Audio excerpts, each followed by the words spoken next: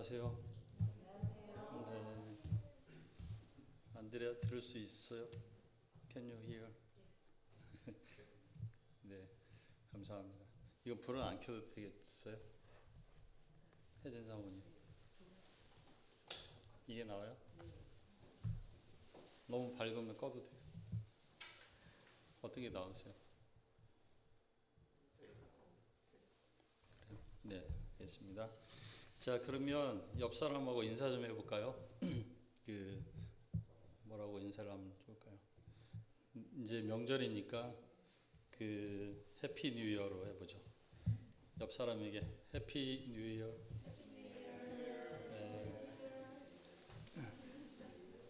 네, 한국하고 중국은 새해가 두 번이어가지고 좋은 점이 이제 처음에 결심한 거 다 잊어버리고 잘 못하고 있는데 또 새해가 오니까 그래도 한 번 더 점검해 볼 수 있다는 점에서 이렇게 좋다고 생각이 들어요. 자, 그럼 잠깐 우리 고개 숙이고 묵도함으로 예배를 시작하겠습니다. 네, 사일런 프레어.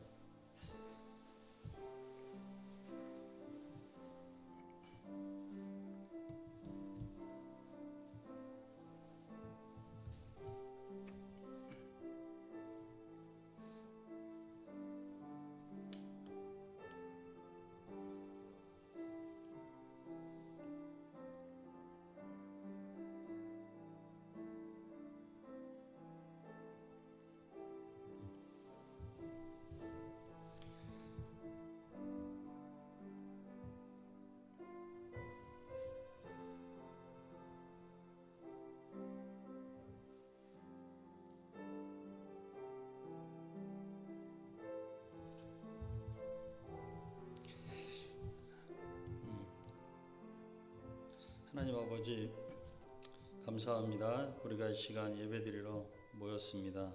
이 시간에 우리와 이 자리에 함께 하셔서 우리에게 말씀하시고 또 우리에게 주시는 하나님의 음성을 듣고 우리가 힘을 덧입어 또 한 주간 승리하게 도와주시기를 기도합니다.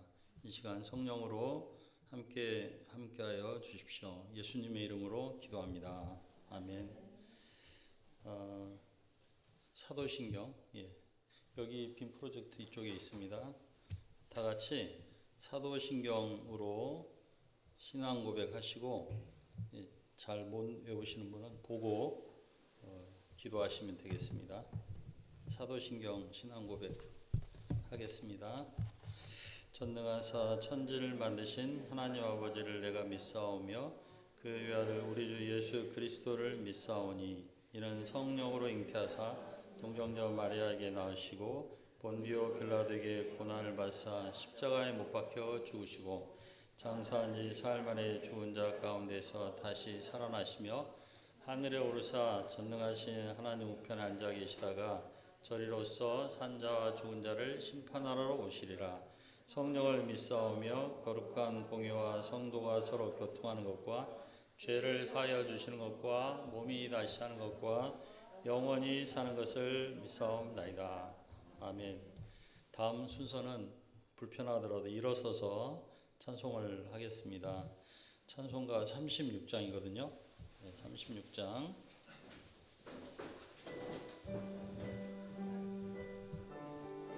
여기 화면 보고 하셔도 됩니다.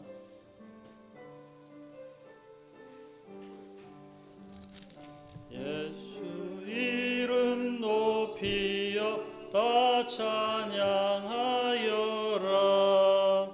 금멸유관을 들여서 만유의 주 찬양.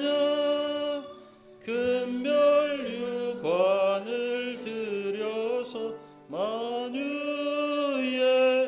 주 찬양.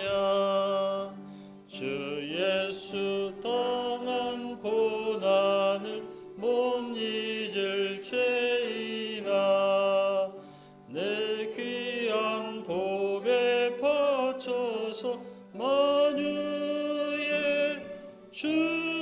찬양 내 귀한 보배 바쳐서 만유의 주 찬양 이 지구 위에 거하는 온 세상 사람들 신 위엄 높여서 만유의 주 찬양 그 크신 위엄 높여서 만유의 주 찬양 주 믿는 성도다 함께 주 앞에 엎드려 무궁한 노래 불러서 만유의 주 찬양 무궁한 노래 불러서 만유의 주 찬양 아멘. 앉아주시고요. 우리 대표로 김리브가 사모님께서 대표 기도를 해주시겠습니다.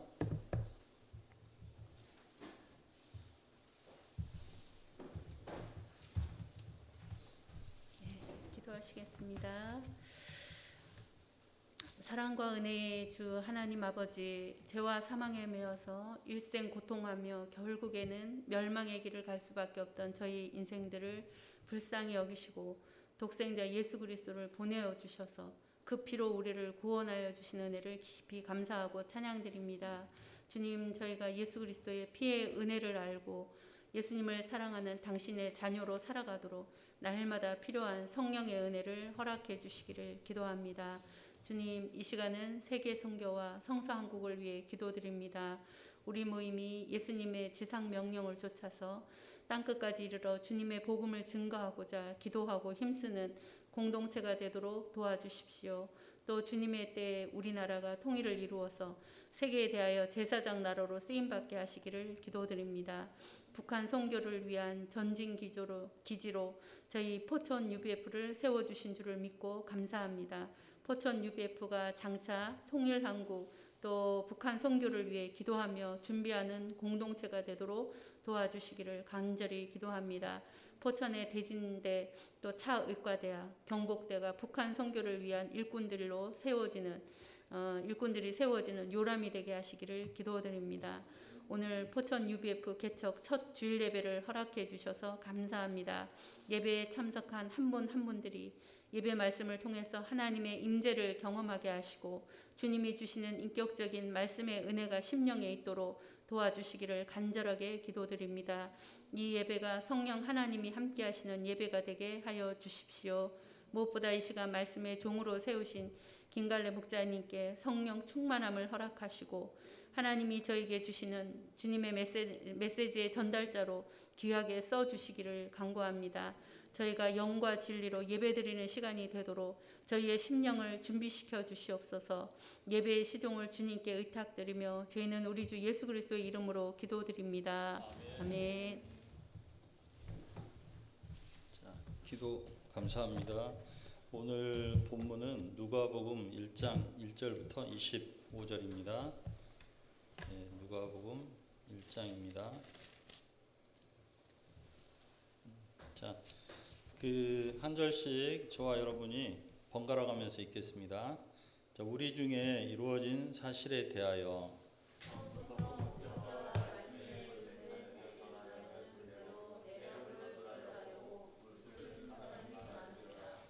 그 모든 일을 근원부터 자세히 미루어 살핀 나도 데오빌로 각하에게 차례대로 써보내는 것이 좋은 줄 알았노니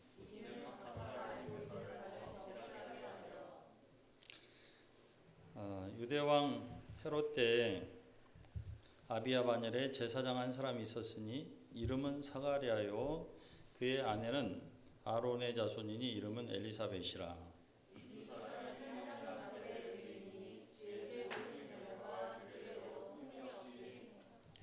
엘리사벳이 잉태를 못함으로 그들에게 자식이 없고 두 사람의 나이가 많더라.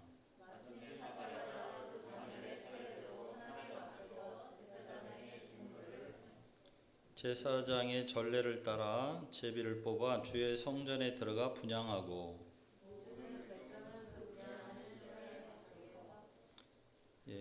주의 잘라졌나요? 모든 백성은 주의 사자가 그에게 나타나 향단 우편에 선지라.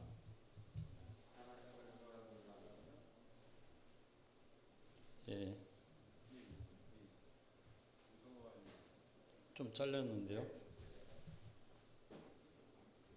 네, 그러면 성경책 보고 읽으셔도 돼요. 자, 천사가 그에게 이르되 사가랴여 무서워하지 말라. 너의 간구함이 들린지라. 내 아내 엘리사벳이 내게 아들을 낳아주리니 그 이름을 요한이라 하라.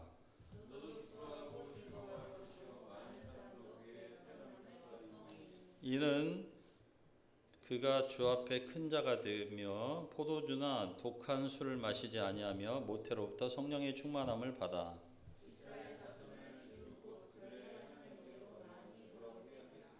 그가 또 엘리야의 심령과 능력으로 주 앞에 먼저 와서 아버지의 마음을 자식에게 거스르는 자를 의인의 슬기에 돌아오게 하고 주를 위하여 세운 백성을 준비하리라.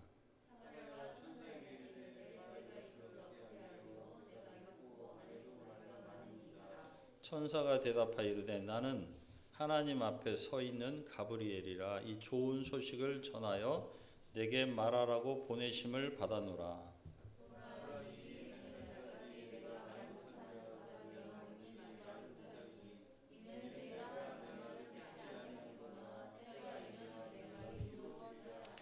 백성들이 사가랴를 기다리며 그가 성전 안에서 지체함을 이상히 여기더라.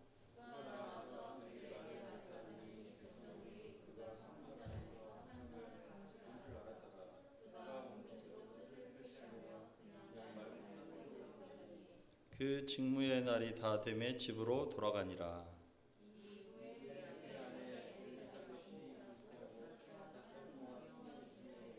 주께서 나를 돌보시던 날에 사람들 앞에서 내 부끄러움을 없게 하시려고 이렇게 행하심이라 하더라.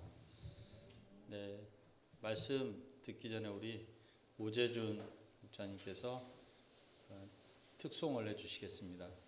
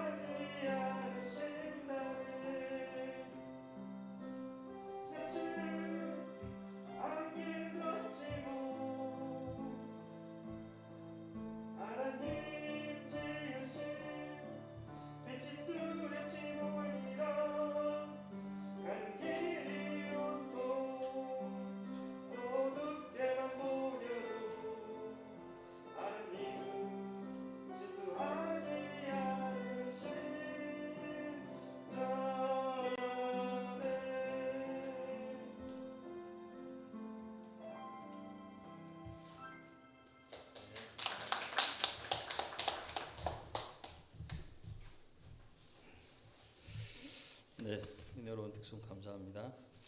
네. 오늘 말씀 제목은 주 앞에 큰 자입니다. 주 앞에 큰 자. 우리 15절을 같이 읽겠습니다. 읽겠습니다. 시작. 이는 그가 주 앞에 큰 자가 되며 포도주나 독한 술을 마시지 아니하며 모태로부터 성령의 충만함을 받아. 잠깐 기도할게요. 하나님 아버지, 포천 UBF 첫 예배를 드리게 하심을 감사합니다. 이 시간에 살아계신 하나님, 성령님께서 함께 하셔서 하나님의 임재가 충만한 예배가 되게 도와주시고 우리 영혼을 채우고 우리 영혼을 새롭게 하는 하나님의 말씀이 우리에게 임하게 도와주시기를 간절히 기도합니다. 이 시간 성령 하나님께서 저희와 함께하여 주옵소서. 예수님의 이름으로 기도합니다. 아멘. 한 번밖에 없는 인생을 정말 후회 없이 잘 살고 싶은 생각들이 우리에게 있습니다. 제가 어린 시절에 빛을 남긴 이야기 그 1, 2, 3 그 책을 읽었는데 그때부터 저도 한 번밖에 없는 인생을 정말 후회 없이 살아야 되겠다 그런 생각을 했었습니다. 근데 오늘 말씀에서 그런 삶이 주 앞에서 큰 자라고 할 수 있겠습니다. 우리가 본문을 통해서 정말 하나님 앞에서 큰 자는 어떤 사람인지, 어떤 삶을 사는 사람인지 배우고 우리 모두도 다 그러한 사람들, 주 앞에서 큰 자들이 되기를 간절히 기도합니다. 여러분, 누가복음은 누가 썼을까요? 네. 혹시 우빈이가 알아요? 누가복음은 누가 썼을까요? 와, 이스라엘도 알고. 감사합니다. 그럼 노아는 혹시 알겠어요? 몰라요.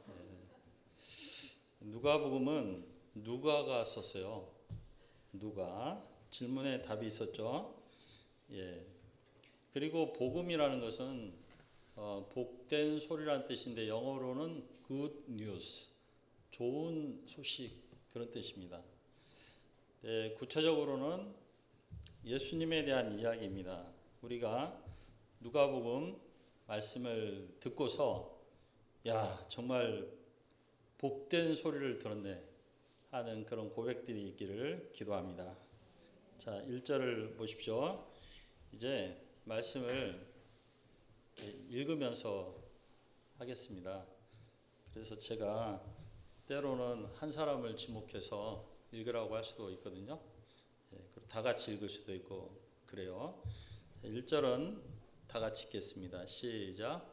이루어진 사실에 대하여. 자, 누가는 어떤 꾸며낸 이야기를 하려고 하지 않습니다. 그는 사실에 대하여 말한다. 사실에 대하여 쓰겠다. 이렇게 말하고 있습니다. 자, 이제 2절을 우리 형제님들께서 형제님, brothers, 자, 형제님들 읽겠습니다. 시작. 목격자와 말씀에 일꾼된 자들이 전하여준 그대로 내력을 저술하려고 붓을 든 사람이 많은지라. 여러분, 그 중요한 사건은요, 기자들도 많이 달려들어서 그 기사를 쓰려고 합니다. 마찬가지로 예수님에 대한 이야기도 쓰려고 한 사람들이 많았습니다. 그들은 누구에게서 듣고 예수님에 대한 이야기를 쓰려고 했다고 했습니까? 예수님을 보고 듣고 만진 12 제자들로부터 들은 것을 쓰고자 했습니다. 예수님 품에 안겼다고 하는 사도 요한은 이렇게 말한 적이 있었습니다. 요한일서 1장 1절에 보면요. 태초부터 있는 생명의 말씀에 관하여는 우리가 들은 바요, 눈으로 본 바요, 자세히 보고 우리의 손으로 만진 바라. 우리 사도 요한이 예수님을 만졌다고 이렇게 말하고 있습니다. 자, 이러한 12 제자에게 들은 바 예수님에 대한 이야기를 쓰려고 한 사람이 많았다고 했는데 최소한 4명 이상입니다. 그 중에 그 권위로 인정받은 4개의 복음서를 쓴 사람이 마태, 마가, 누가, 요한입니다. 우리는 신약 성경 읽을 때 왜 같은 이야기를 4번이나 썼을까 의아해한 적이 있습니다. 같은 이야기를 4번이나 썼다는 것은 그만큼 예수님의 이야기가 신빙성이 있다는 것을 말합니다. 또 4명의 기자는 예수님의 삶을 입체적으로 보여주고 있습니다. 자, 3절을 우리 이제 자매님들께서 읽어보겠습니다. 3절입니다. 시작.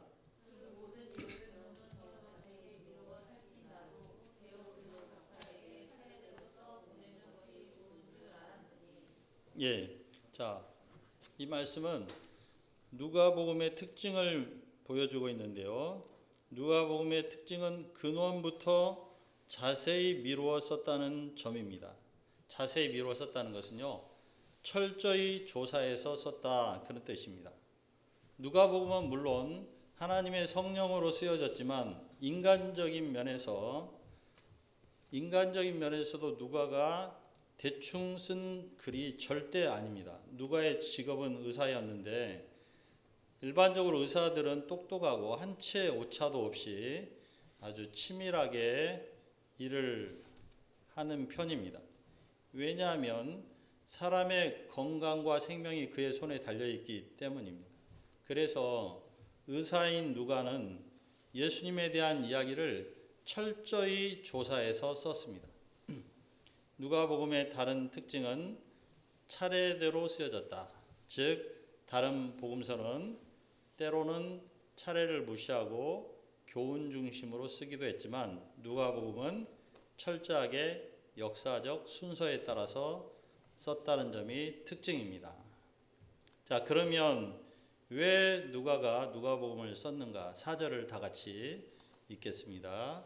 시작. 이는 각하가 알고 있는 바를 더욱 확실하게 하려 함이로라.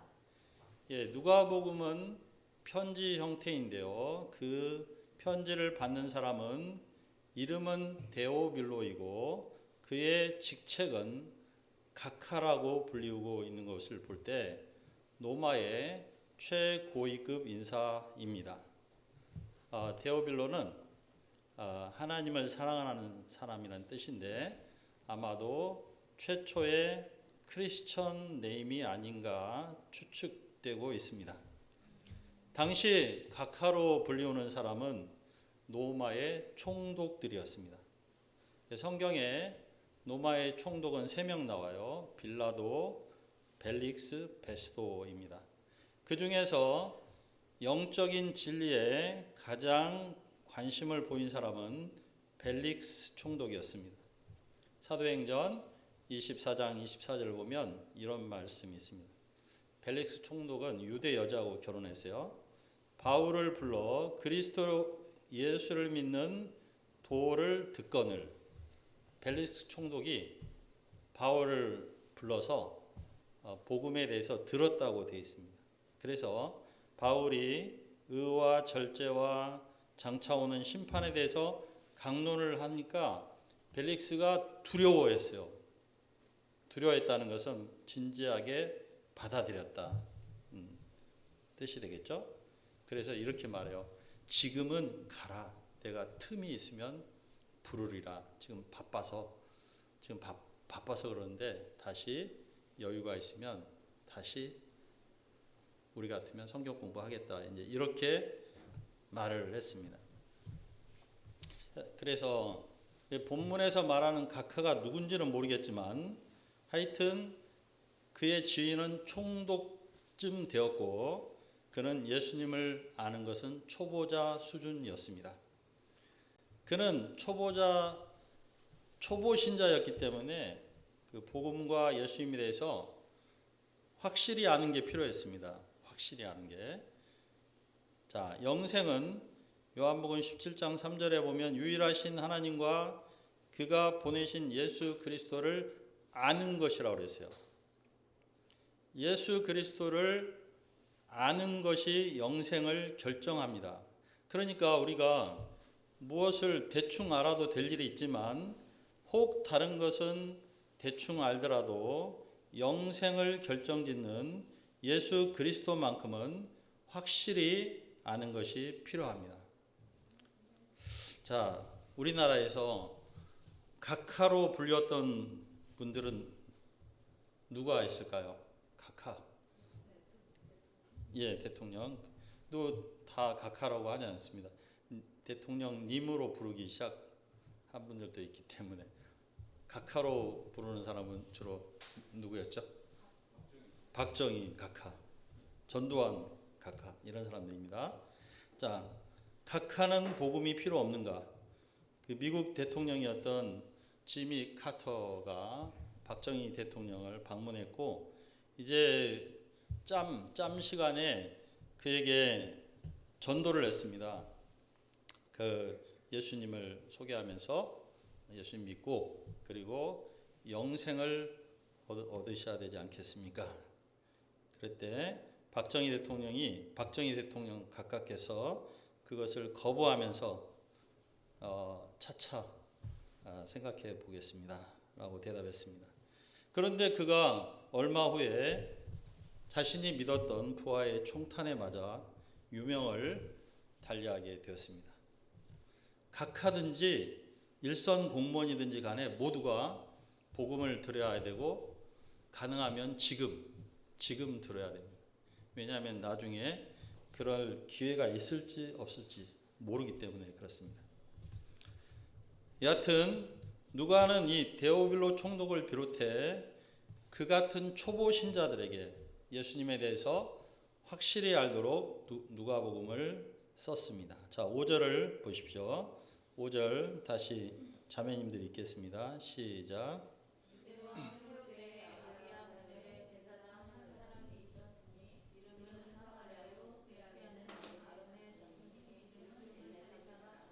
예, 자, 예수님의 이야기는 누구에게까지 거슬러 올라가냐면 예수님의 선구자였던 세례 요한의 부모님에게로 올라갑니다. 세례 요한의 부모님, 아버지 이름은 사가랴, 어머니 이름은 엘리사벳이었습니다. 사가랴란 이름의 뜻은 굉장히 의미심장한데요. 하나님이 기억하셨다. 그런 뜻이고요. 엘리사벳의 이름의 뜻은 하나님은 맹세하신다. 그런 뜻입니다. 자, 그들은 어떤 사람이었습니까? 6절을 보십시오. 그들은 하나님 앞에 의인들이었습니다. 두 사람은요, 하나님 앞에서 똑바로 살고자 애쓰던 그런 분들이었습니다. 그런데 7절을 보십시오. 그들은 그렇게 살았음에도 불구하고 그들의 삶의 결과가 어떠했습니까? 7절 다시 우리 자매님들이 한번 읽겠습니다. 시작.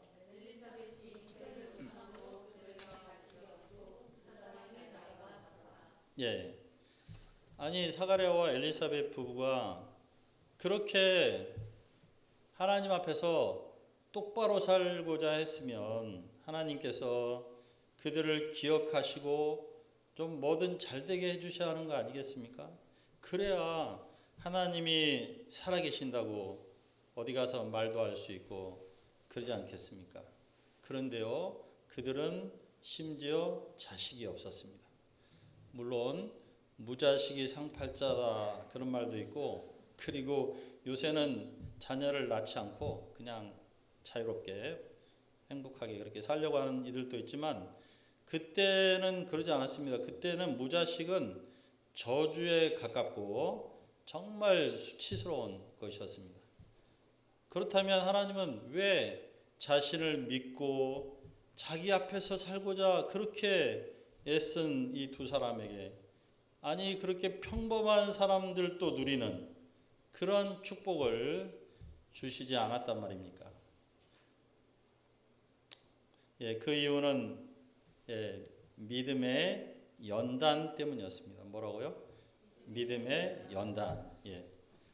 자, 믿음으로 살았는데요. 금방 무엇이 잘 된다면 누가 믿음으로 살지 못하겠습니까?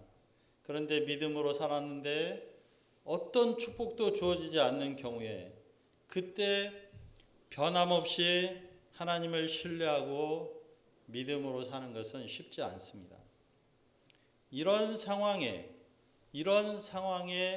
관계없이 하나님을 신뢰하는 것, 그리고 변함없이 그 앞에서 살아가는 것, 이것이 하나님이 세례 요한의 부모님 사가랴와 엘리사벳 부부에게 기대했던 믿음이었습니다. 믿음이란 그런 것입니다. 어떤 상황에서도 하나님이 살아계시는 것을 믿는 것, 하나님이 자기를 찾는 사람들에게 마침내 상 주실 것을 믿는 것, 그것이 믿음입니다. 하나님은 이렇게 변함없이 자신을 신뢰하는 그들을 사랑하셨을 것입니다. 우리도 그 누군가가 나를 변함없이 신뢰할 때 얼마나 고맙습니까? 얼마나 기쁩니까? 그러죠? 하나님도 마찬가지입니다. 네. 자, 8절과 9절을 보겠습니다. 마침 사가랴가 그 반열의 차례대로 하나님 앞에서 제사장의 직무를 행할새 제사장의 전례를 따라 제비를 뽑아 주의 성전에 들어가 분향하고, 사가랴의 삶에 드디어 하나님이 살아계신다는 사실이 드러나기 시작했습니다. 사가랴의 삶에 행운, 포춘, 행운이 찾아왔습니다. 사가랴가 수많은 제사장 중에서 가장 영광스러운 분향 제사장에 뽑히게 되었습니다. 수백 대 1의 경쟁률을 뚫고 말입니다. 이 상을 보면 사가랴의 하나님은 기억하시는 하나님입니다. 하나님이 때로 우리의 삶을 보고 계시지 않은 것처럼 느껴질 때가 있습니다. 우리가 하나님께 잊혀진 존재가 된 것 같습니다. 우리는 믿음으로 사는 우리는 사람들의 눈에 바보가 된 것처럼 보입니다. 그러나 하나님은 우리를 여전히 기억하고 계십니다. 그리고 가장 감동적이고 그리고 베스트의 타이밍에 여전히 우리를 기억하고 계셨음을 나타내 보이십니다. 13절을 보십시오. 우리 아들을 낳으신 분들만 한번 읽어볼까요? 혜진 사모님 아들, 딸만 있어요? 괜찮습니다. 혜진 사모님도 13절 자 읽어보겠습니다. 시작.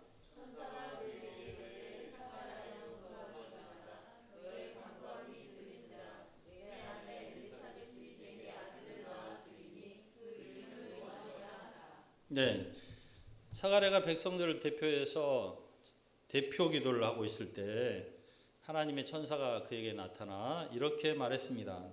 너의 기도가 하나님께 들렸다. Your prayer has been heard.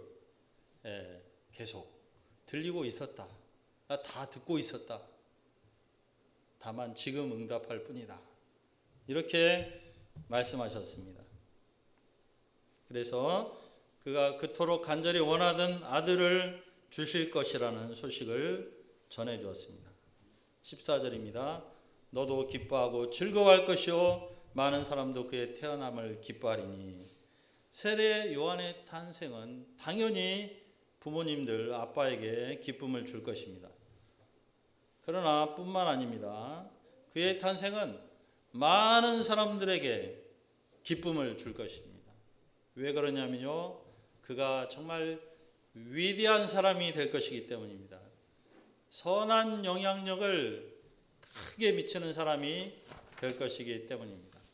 여러분, 흔히들 세 종류의 삶이 있다고 그래요. 다 아시죠? 첫째는 차라리 태어나지 말았어야 될 사람, 입니다. 가룟 유다에 대해서 예수님이 차라리 태어나지 않았더라면 라고 말했습니다. 두 번째는 그가 세상에 태어난 거하고 태어나지 않는 것이 거의 차이가 없는 그런 사람입니다. 마지막으로 그가 자신과 모두를 위해서 정말 잘 태어난 사람입니다. 정말 잘 태어난 사람이야. 세례 요한의 삶은 세 번째에 해당됩니다. 그의 삶이 어떤 삶인지 한마디로 묘사되어 있습니다. 15절 상반절, 이는 그가 주 앞에 큰 자가 되며, 같이 한번 읽어보겠습니다. 시작. 예, 거기까지만 읽겠습니다. 주 앞에, 주님 앞에 큰 자가 되는 것, 이것이 사람이 가장 기뻐해야 될 삶의 유형입니다. 어떤 사람들은 사람들 앞에서는 제법 큰 사람입니다. 그런데 주님 앞에서는 지극히 작은 사람입니다. 그런데 반면에 어떤 사람은 좀 사람들 앞에서는 초라한 사람이지만 하나님 앞에서는 큰 사람도 있습니다. 여러분은 두 종류의 삶 중에서 굳이 선택해야 된다면 어떤 삶을 선택하시겠습니까? 우리 오재준 목사님. 굳이 선택해야 된다면?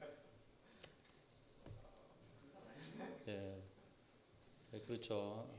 사람들 앞에서도 크고 하나님 앞에서도 크면 좋겠지만, 굳이 선택해야 된다면 사람들 앞에서 내 비록 초라하지만 하나님 앞에서는 큰 존재감 있는 사람이 되고 싶습니다. 그러면 주 앞에서 큰 사람은 어떤 사람일까요? 16절을 다 같이 읽어보겠습니다. 시작.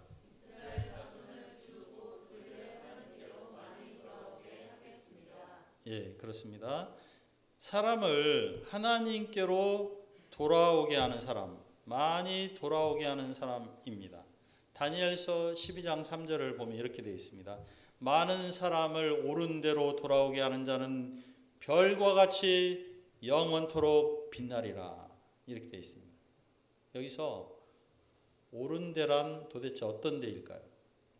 막연히 어떤 추상적 가치가 아닙니다. 그 옳은 데는 바로 하나님을 말합니다. 왜 하나님께 돌아오는 것이 옳은 대로 돌아오는 것입니까? 그것은 하나님이 세상을 만드신 만물의 창조자이시기 때문입니다. 그래서 사람이 하나님께 돌아와야 모든 것이 바로잡힙니다. 그러므로 사람이 하나님께 돌아오게 하는 것이 가장 중요하며 어떤 사람을 근본적으로 도와주는 것입니다. 수도꼭지 비유 아시는 분은 아실 것입니다.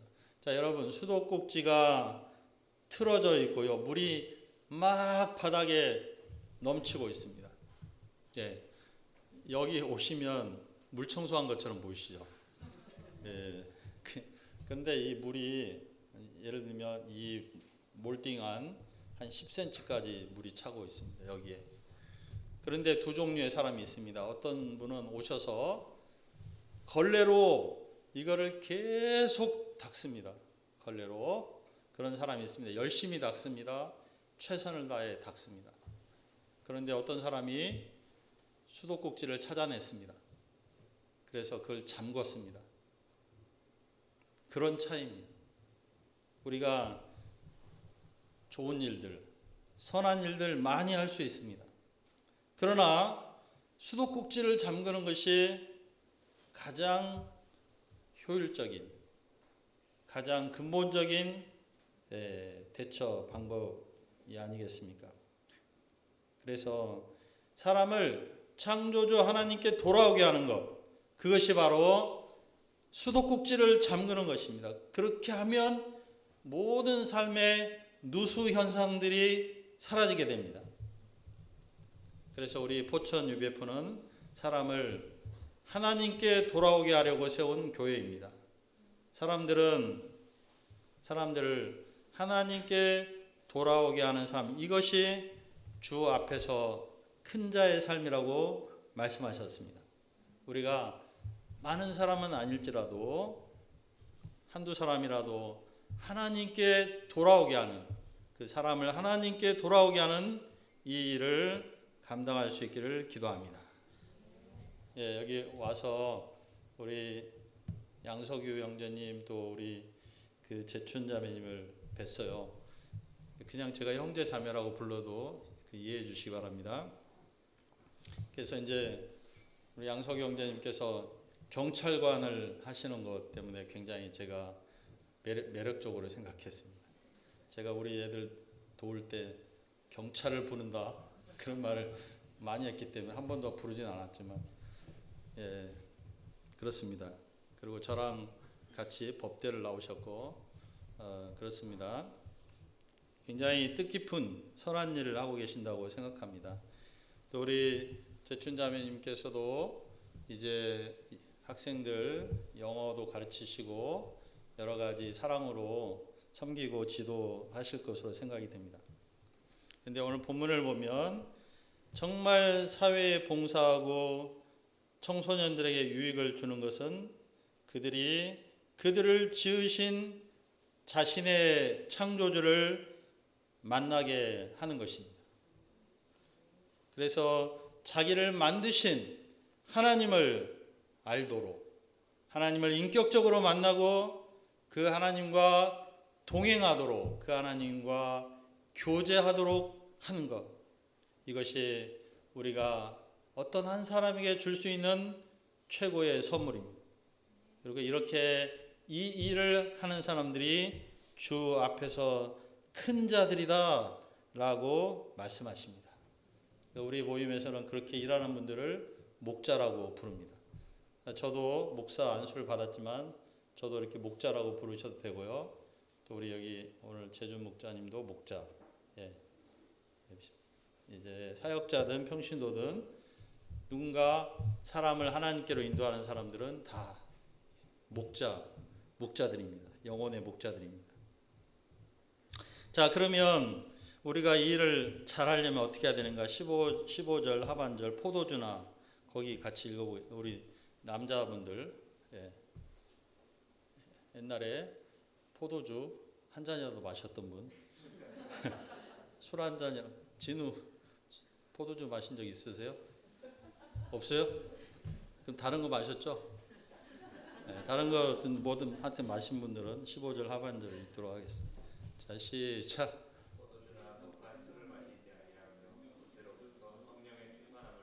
예. 자, 하나님의 일 아니고요. 그냥 세상 일도 공부도 잘하려면요. 포도주나 독주를 절제하는 것이 좋습니다. 포도주는 쾌락을 상징하고 독주는 고통을 잊게 하는 것입니다. 예를 들면 내가 게임 좋아하면 게임하는 게 독주가 될 수 있어요. 고통을, 현실을 잊기 위해서 하는 것일 수도 있습니다. 자, 그러면 우리가 자신만의 쾌락에 좀 몰두하거나 방종한 삶을 사는 경우 남을 도울 여유와 에너지가 적어집니다. 그래서 우리가 다른 사람을 돕는 하나님의 일을 잘 하기 위해서는 포도주와 독주를 절제하는 것이 좋습니다. 예. 물론 이제 어떤 청소년을 돕기 위해서 친구가 되기 위해서 게임을 연습하고 게임의 세계를 알기 위해서 이렇게 하는 목적이 무엇인가에 따라 좀 다르겠죠. 그러나 근본적으로 거룩한 영, 성령에 취해 있는 사람, 성령 충만한 사람이 하나님의 일을 효과적으로 잘 할 수 있습니다. 17절을 이제 마지막으로 읽는 말씀입니다. 17절을 읽겠습니다. 다 같이 시작.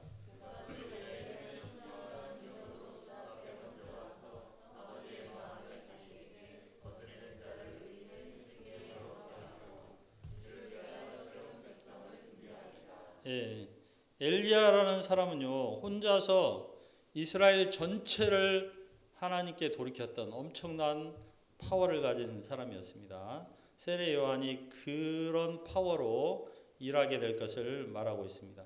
그분의 구체적인 사역입니다. 주 앞에 먼저 와서 아버지의 마음을 자식에게 거스르는 자를 의인의 슬기에 돌아오게 하고 주를 위해 세운 백성을 준비하리라. 예.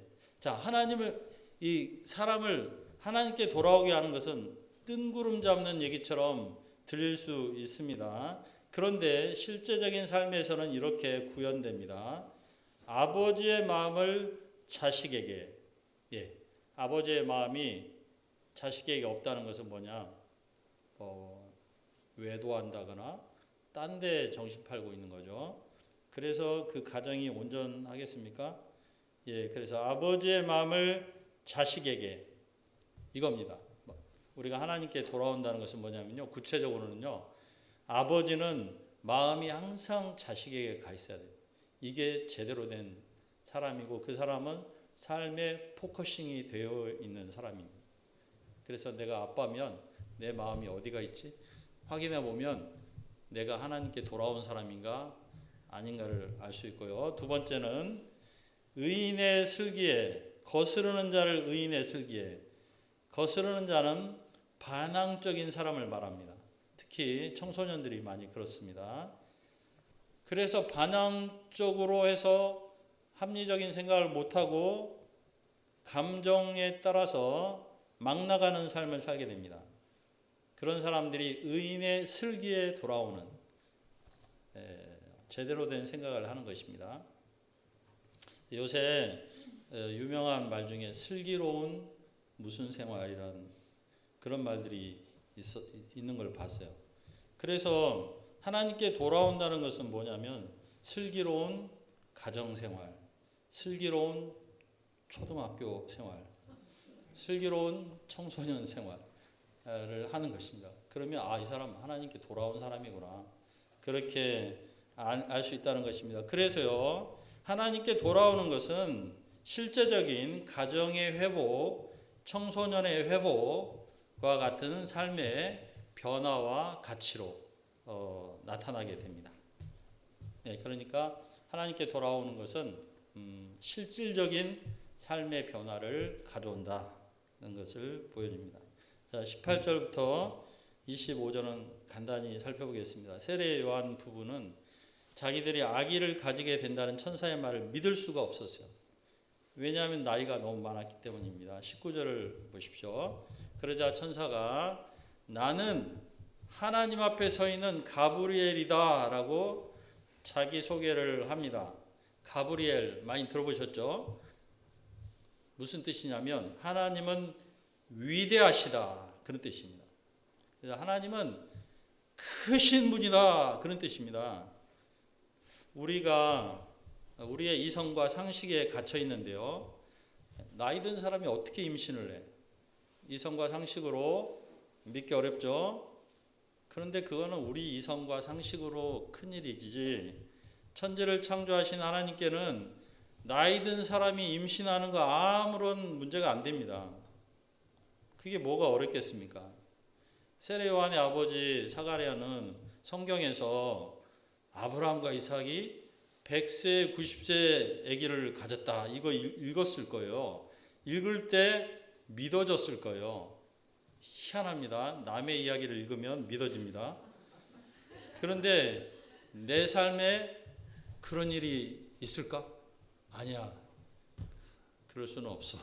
이렇게 해가지고 믿음을 자기 생활에 적용시키려고 하면, 성경에서 끄집어내서 자기 삶에 적용시키려고 하면 잘 안 됩니다.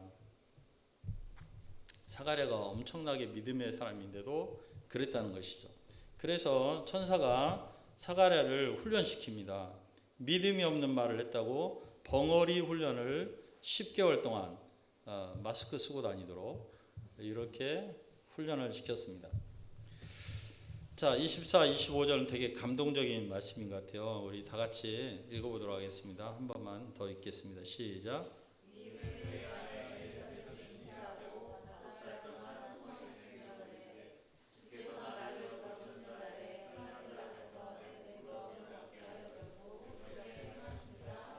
네, 자, 엘리사벳은 믿음으로 살면서 기본적인 축복도 받지 못해 수치와 모욕을 당하며 살았고 마음에 아픔과 슬픔이 있었을 것입니다. 그런데 이제 주님이 그의 삶을 돌보셨습니다. 돌보셨다는 말은 원어로 찾아오셨다라는 뜻입니다. 주님이 찾아오셨습니다. 그러자 그녀의 삶은 수치에서 영광으로, 슬픔에서 기쁨으로 바뀌게 되었습니다. 하나님은 믿음으로 사는 자가 잠깐 시련을 받을 수는 있지만 끝내 승리하게 하심으로 믿음의 삶이 결코 헛되지 않았음을 반드시 드러내십니다. 오늘 말씀 결론입니다. 우리는 가치 있고 의미 있는 삶, 한 번밖에 없는 삶인데 그렇게 살기를 원합니다. 도대체 어떤 삶이 의미 있고 가치 있을까? 봉사를 하는 것일까? 지구 환경을 위해서 뭘 하는 것일까? 여러 가지 생각들을 합니다만 오늘 말씀에서 주님 앞에서 큰 자의 삶은 사람들을 옳은 대로 돌아오게 하는 것인데 그 옳은 데는 바로 우리를 지으신 창조주 하나님께로 사람이 돌아와서 그 하나님을 알고 그 하나님을 인격적으로 만나고 교제하고 그 하나님을 인정하며 사는 삶이라는 사실을 배우게 되었습니다. 우리가 여러 가지 선한 일을 하지만 다른 사람을 하나님께로 돌이키는, 돌아오게 하는 그런 삶을 살 수 있기를 기도합니다. 그렇게 할 때요, 그 하나님께 돌아오게 되면 그 사람의 삶이 가장 건강하고 가장 행복해집니다. 우리가 확신을 가지고 우리의 겉 직업은 무엇이든지 간에, 우리 재준 목자님은 지금 프리랜서고 교수이기도 합니다. 또 다들 직업들, 원장님도 계시고 또 이제 또 새로 오픈하시려고 하시고 뭐 그런 여러 가지 직업들을 가지고 있습니다만 우리의 삶의 방향은 사람들을 하나님께로 돌아오게 하는 그러한 삶을 살 수 있기를 간절히 기도합니다. 요절 말씀을 읽고 마치겠습니다. 15절입니다. 시작. 이는 그가 주 앞에 큰 자가 되며 포도주나 독한 술을 마시지 아니하며 모태로부터 성령의 충만함을 받아. 기도하겠습니다. 하나님 아버지, 오늘 귀한 분들과 누가복음으로 첫 예배를 드리게 하심을 감사합니다. 앞으로 누가복음을 통해서 정말 복된 소리를 들었다 하는 우리의 감격과 고백이 있게 도와주시고 우리의 삶에 하나씩 가치관이 정립되게 도와주시고 특히 오늘 말씀 어떻게 사는 것이 가장 보람되고 주님이 기뻐하시는 일인지 배웠는데 이러한 삶을 실천해 나가는 우리가 되게 도와주시기를 기도합니다. 감사하며 예수님의 이름으로 기도합니다. 아멘. 자, 그러면 찬송가 516장을 부르겠습니다.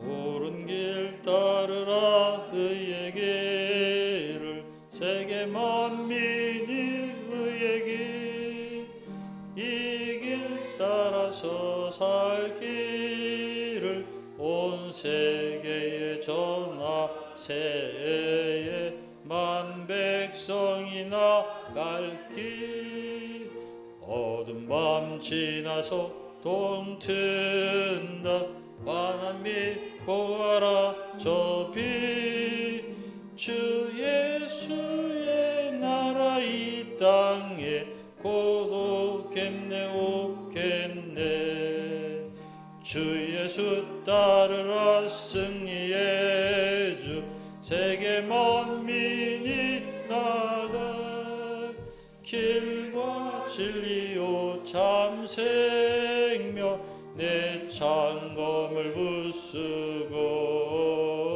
다 따르라 화평와 어두운 밤 지나고 동튼다 환한 빛 보아라 저 빛 주 예수의 나라 이 땅에 곧 오겠네 오직 알리어라. 세계 만민을 구하려 내 주 예수를 보내신 참 사랑의 하나님, 백성이 따를 길 어두운 밤 지나고 동튼다. 환한 빛 보아라 저 빛, 주 예수의 나라 이 땅에 곧 오겠네 오겠네. 고난 길 헤치고 찾아온 길, 많은 백성을 구한 길, 모두 나와서 믿으며 온 세상이 마침내 이 진리에 살네. 어두운 밤 지나고 동튼다.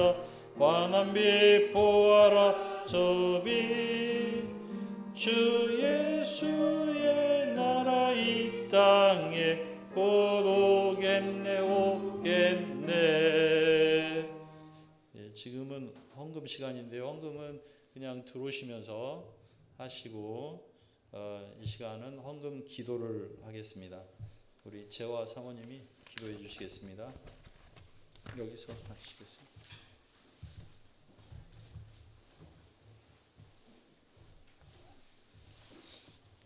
기도하시겠습니다. 살아계신 하나님 아버지, 포천 가운데 첫 예배를 허락하여 주심을 감사합니다. 우리가 말씀처럼 세상이 아니라 주님 앞에서 큰 자가 되게 하시며 믿음의 사람들이 되기를 기도합니다. 이 시간 죄인들에게 헌금할 수 있는 환경을 주심을 감사합니다. 이 예물이 이 땅이 복음화되며 세계 선교와 북한 선교에 오병이어로 크게 드려지길 기도합니다. 또한 포천 UBF가 성서 한국과 세계 선교에 드리는 센터가 되게 하시고 대진대, 체할과대, 경복대 가운데 귀한 영혼들을 섬기는 교회가 되게 하시기를 기도합니다. 저희는 예수님의 이름으로 기도드립니다. 아멘. 예, 감사합니다. 이제 광고 드리겠습니다. 오늘은 이제 끝나고 식사를 같이 하는데 방역 규정에 따라서 테이블별로 이렇게 하면 될 것 같은데 이 앞에 있는 이름이 뭐죠? 53 불고기에서 이제 335 짝을 지어서 잘 맛있게 드시면 되겠습니다. 우리 원래 이제 우리가 처음 모였으니까 자기 소개를 해야 되는데 우리 진우 형제님은 지금 2학년이죠. 그리고 제가 듣기는 되게 리더십도 있고 그렇다고 들었어요. 오늘 대표로 진우 형제님만 자기 소개를 하도록 하겠습니다. 여기 나와서 한번 할까요? 네. 그냥 자기 소개. 자기는 누구인가 여기 올라와서 해도 돼요. 네. 안녕하세요. 표진우. 무슨 과고 몇 학년? 전기과하고 대진대학교 2학년 이번에 복학합니다. 무슨 일 하고 계시죠? 일은 그냥 아르바이트 하고 있고 취미는 농구입니다. 네. 노래도 좀. 네, 노래도 좋아합니다. 더 얘기해도 돼요. 네. 없는데. 화이팅. 물어보고 싶은 거 한 가지만 있으면 우리. 특성 가능하세요? 네? 저희 남편보다 노래 잘하세요? 네? 저희 남편보다 노래 잘하세요? 모르겠어요. 오케이, 감사합니다. 네, 진우 형제님이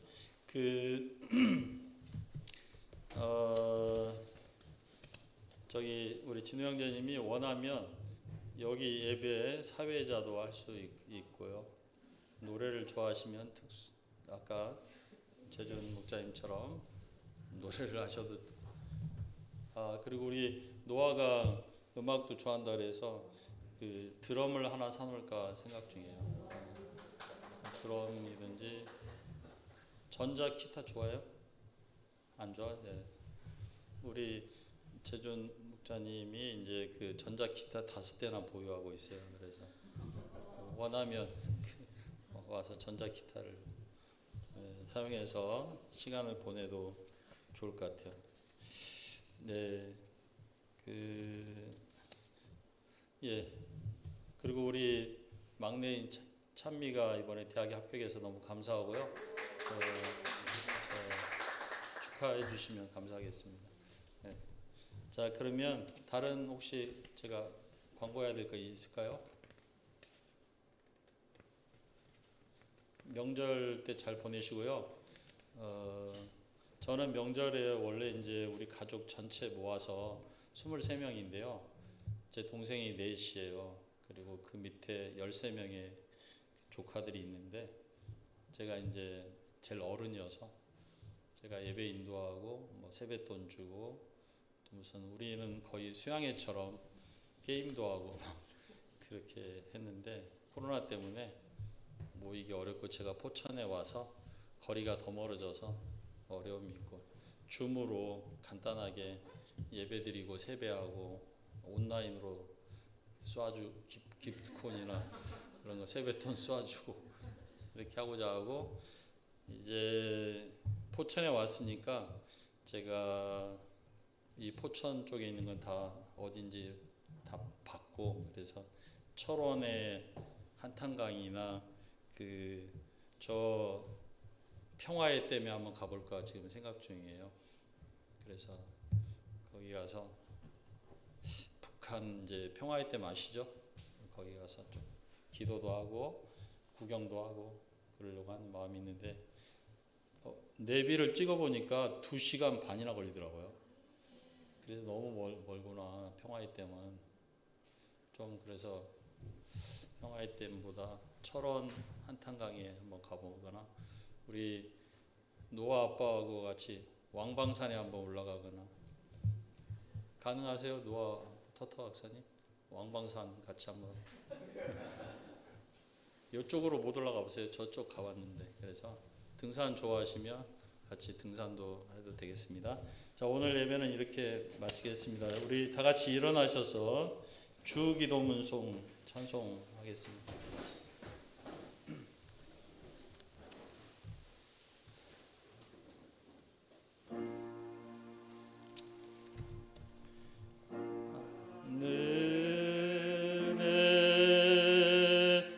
계신 아버지 이름 거룩하사 주님 나라 임하시고 뜻이 이루어지라.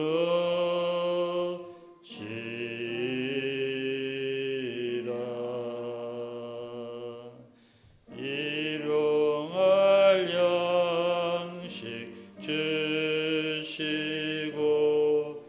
우리들의 큰 죄 다 용서하옵시고 또 시험에 들게 마시고 악에서 구원하소서.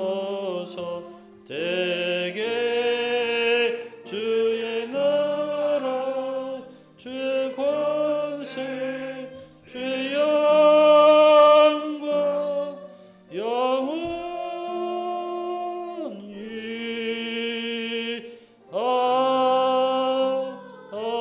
아멘.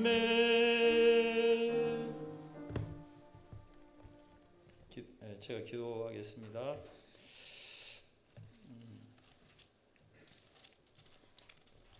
여호와는 내게 복을 주시고 너를 지키시는 일을 원하며 여호와는 그의 얼굴을 내게 비추사 은혜 베푸시기를 원하며 여호와는 그 얼굴을 내게로 향하여 드사 평강 주시기를 원하노라. 하나님 아버지, 오늘 포천 예배, 부천 예배 감사합니다.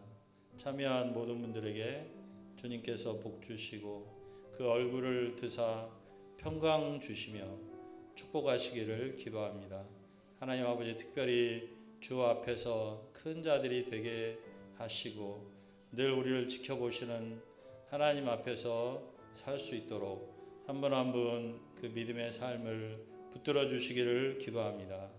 우리 포천 UBF가 통일한국과 북한 선교를 위해서 기도하는 교회가 되게 하시고 장차 북한 땅에 나가서 북한 캠퍼스에 복음을 전하는 저희들이 되게 도와주시기를 기도합니다.